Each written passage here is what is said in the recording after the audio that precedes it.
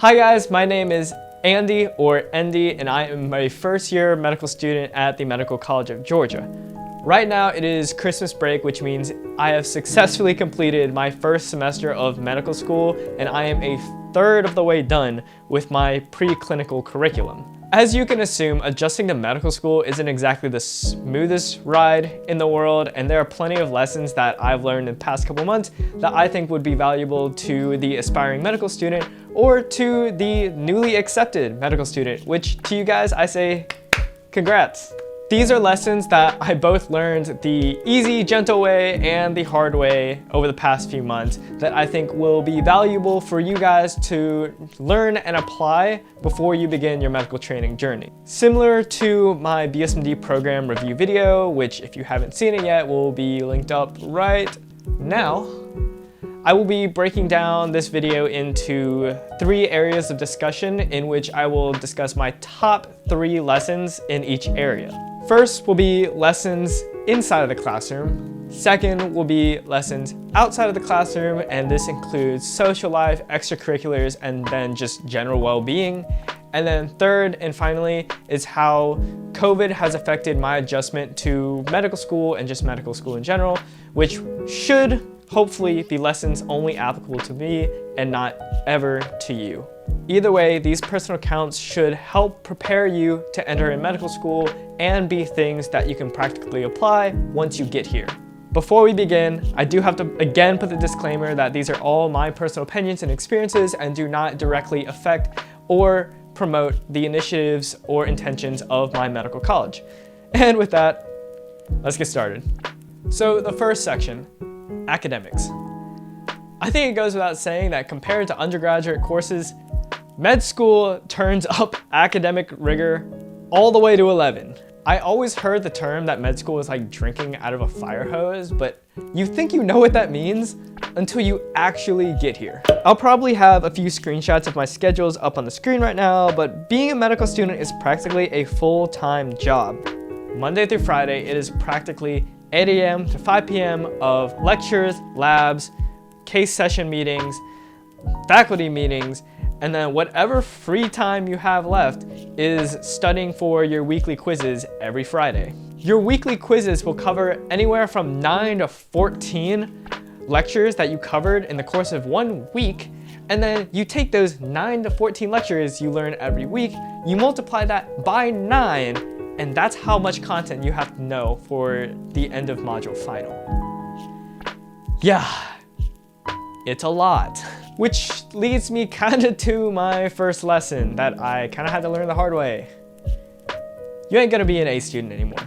Or at least don't come into this expecting to be. My medical school, as well as tons of medical schools across the country, have moved to a pass-fail pre-clerkship curriculum, which is a good and bad thing. I definitely see the argument for the bad side, in which a pass-fail curriculum could lead to students basically doing the bare minimum, which could lead to poor doctors in the future. But after being here and experiencing how much we have to know every single week, I think the pass-fail curriculum is one of the best things that medical students can take advantage of before they go off to their clinical rotations. So don't stress if you end up getting a 70 or your first failing grade. Like, it's not the end of the world.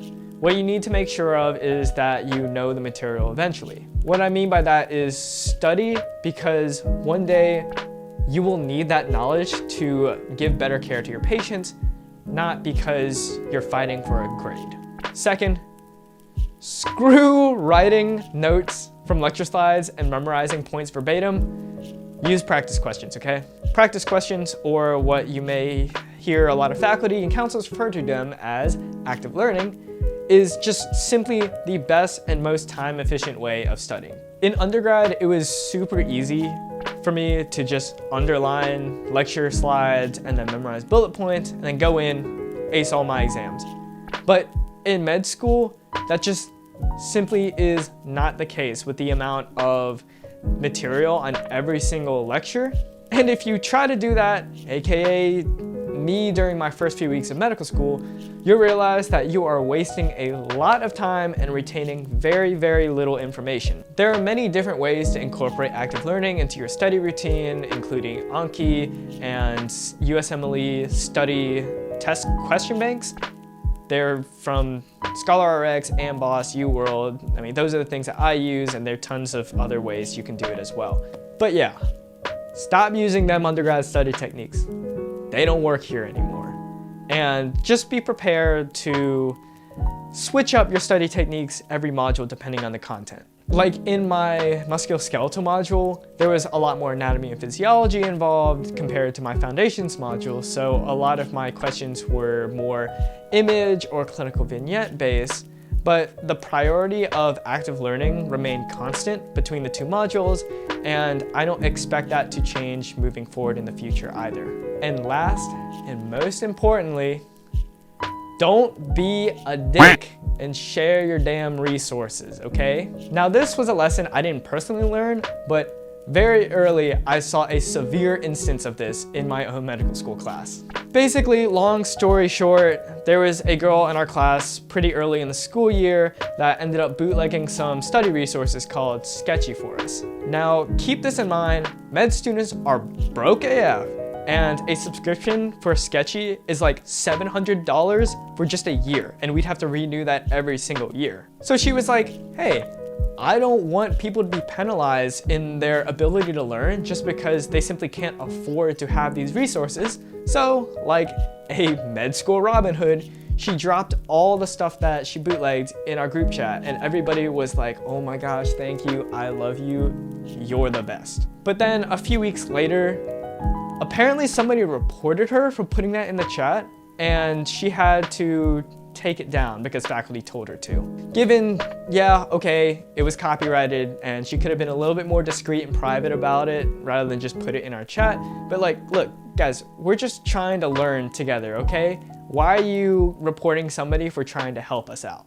And it turns out that the person who reported her ended up being the unofficial brand ambassador for Sketchy for our school, and ended up turning it around in our chat and tried to offer us a deal so that he could earn commission off of our purchases. I'm not gonna say any names here, but listen, to the new incoming med students, don't be that asshole.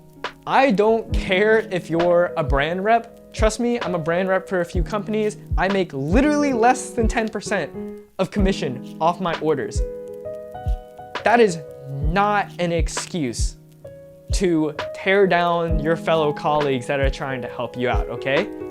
We're all in this together. We are going to learn to be better doctors if we work together. Period, okay? Help each other out. All right, with that tea out of the way, next I want to talk about the lessons I learned outside of the classroom. Now, this includes your social life, your extracurriculars, your general well-being, the whole 9 yards. But I'm gonna distill it down to the top 3 lessons that I learned because there are a lot. First off, there is a drastic change in social life and an increased emphasis on wellness. And no, not that BS that the schools try to convince you is wellness. The actual take time for yourself and breathe so you don't freaking crash and burn wellness. So my first lesson I'll go ahead and get out of the way is that you need, emphasis on need, not should, not maybe, not when I have time, as mandatory as your lectures, need to schedule yourself some time to do nothing related to school. Burnout is an increasingly severe problem in the medical field, and you gotta find that balance soon, or else you'll be out of the game before you ever even hit the wards. In my experience, it was pretty easy to do this, to schedule some time because of simply how our schedule was. Our quizzes were every Friday afternoon, so after your quiz on Friday, you're done. Your week is over. You got the entire weekend for yourself. I honestly actually like it better than undergrad because back then, you're constantly in this revolving door of assignments and lab reports, and so your weekends were even taken up by work. But in med school, it's like, all right, once your week is over, it's over, and you can take the entire weekend to do whatever you want. it's true time to yourself, and it's actually pretty nice. I mean, I typically spend my weekends making these videos, relaxing, and trying to just decompress from a busy week, if anything. A second-year med student once told me that medical school will take up as much time as you allow it, and that has been proven to be true, so I now pass that proverb of wisdom onto you. Secondly, kind of building off of the wellness topic, stop making excuses for keeping your passions and find a way to incorporate them into your field. Coming into med school, there is always a temptation to be like, oh no, I can't draw, I can't take photos, I can't play sports because I'm just too busy. And again, that is simply not true. There is no excuse for you to give up your passions, and in fact, it will actually make you a better student and a better doctor eventually if you keep up with them. That's exactly why I started this channel, and sure, people looked at me kind of weird at first, but then they started to get excited and want to hop in on projects because they saw how nice it was for people to pursue their passions in medical school. And my work has even allowed me to film stuff for the orthopedic department, the anesthesia department here. I've gotten to work with the simulation center as well as some marketing material for the school. And I even was able to found my own media group here at our medical college to help other web designers, graphic designers, artists, photographers, videographers keep up their passions in medical school and use them to not only promote fellow student organizations, but to showcase their work to our community here. It's entirely possible, and I'm living proof of it. So don't think that you'll have to give up what you love when you get here. Trust me. And to round out this section, it seems like common sense, but my God, do I have to say it to med students. The most effective way of making friends here is to be normal. That's advice they give to new intern residents. That's advice they give to third years going on clinical rotations. But for some reason, we have to tell med students to be normal. Like, trust me, we're all pretty nerdy here, but that's not all we ever want to talk about, okay? Get to know people's goals, their stories, their experiences, because trust me, when you get here, there are some pretty cool stories that people bring. Everyone here is in the same boat, but got here on completely different paths, and I think that's one of the coolest things about med school. So the best thing you can do is just learn from one another, pick up things along the way, and keep up with each other, because even in these past few months, I know the people that I've met are gonna be some of the people I keep up with for the rest of my life. And finally, one of the more unique experiences of my first few months of medical school is navigating the ever-fluid situation of the COVID pandemic.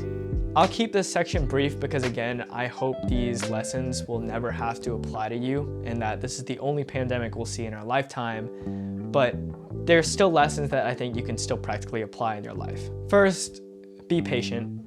I know it's really easy to get frustrated with faculty when they don't give us information on next week's schedule, or frustrated when we have to all of a sudden move things all online last minute.